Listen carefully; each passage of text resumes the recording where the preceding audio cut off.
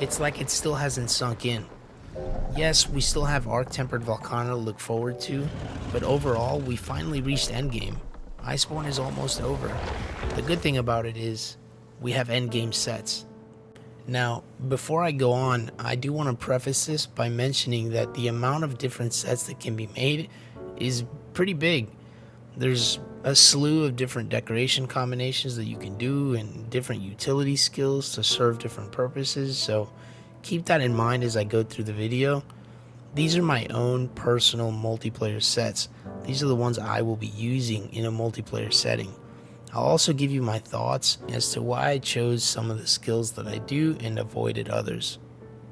Starting things off with the two inexpensive sets. One of them is a 3-piece Sophy, for those of you that don't yet have all the Fatalis pieces, and the other one is a 4-piece Fatalis with a less selective decoration slot. Now there are a few things here to keep in mind. Sophy sets now will always be a bit weaker than full Fatalis armor sets, and that's just because of the amount of utility and raw skills that you can fit into the sets. They're great in slot and have plenty of room to fit in utility skills that indirectly increase your damage. Now, of course, remember, you can build however you want and play however you want. These are just my recommendations and my points of view. Additionally, all of the sets you're going to see in this video have flinch free. So, if you know me, you know that multiplayer doesn't exist for me without flinch free. Just always use it. And not only that, but now the sets are incredibly survivable as well. The skills that you can include basically turn you into a tank. The next 3 sets are my own personal sets. These are the ones that I will be using in my multiplayer gaming sessions. The first 2 sets are basically the exact same. The only difference is that one uses Tool Specialist 5, while the other one uses Divine Blessing 5. Now, if you're asking yourself what the difference is between the two, the short answer is that it depends what the group is going to go hunt. So if it's a longer quest like Behemoth or Fatalis or even Kulftaroth, Tool Specialist becomes the most powerful skill that you could have because you cycle through mantles so quickly and you always have them up, like Temporal, Rocksteady, or Evasion. A perfect example of this would be the video I have playing in the background. That's a solo run I did of Fatalis with Hammer. I'll put a link to it up here. Go check it out if you like. Now, as for the Divine Blessing set and when to use that, it just doesn't make any sense to use Tool Specialist on a hunt that's going to last less than 5 minutes. Your mantles simply won't have time to refresh. So the most valuable skill for me then becomes Divine Blessing, because mistakes are inevitable and the riskier you play, the more prone you are to make those mistakes. And Divine Blessing is there to kind of bail you out of them.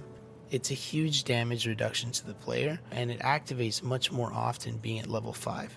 Not to mention that both of these sets also have Evade Window 5. Since Hammer doesn't have a shield, evading is the quickest way to do 2 things. 1, get away from monsters' attacks, and 2, cut your own attack animation short so that you can reposition and continue getting those juicy hit lags to the head.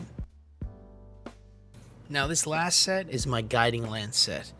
I don't have any Geologist or Fortified decorations in because I don't need any more items and because I don't like to think that I'm gonna cart, even though I pretty much always do. Now what it does have is the best of both worlds. It has Divine Blessing 5 and Tool Specialist 5, along with all the attack boosting and crit boosting skills you can imagine. And the reason why this is so great is because Guiding Lance sessions can last for hours, and that's where Tool Specialist comes in. You almost always have a mantle available when a monster transitions to another area, and Divine Blessing comes in really handy because monsters here hit really hard, much harder than normal. Now what you're trading off is Evade Window 5 for Evade Window 1, but that's okay because there's no penalty for carting. You can cart as many times as you want, and if anything, you just activate Fortify if you put it in. And those are my multiplayer sets. I hope you guys like them, and I hope you can make them, and I hope you have as much fun using them as I have. Now moving forward, I am going to update my Slugger 5 video that I made a while back. Here's a link to it. The sets have of course changed and improved, so I'll have that up pretty soon. And then I'll also make a video about sets that are more geared toward speedrunning. Anyway, thanks for watching, and happy hunting.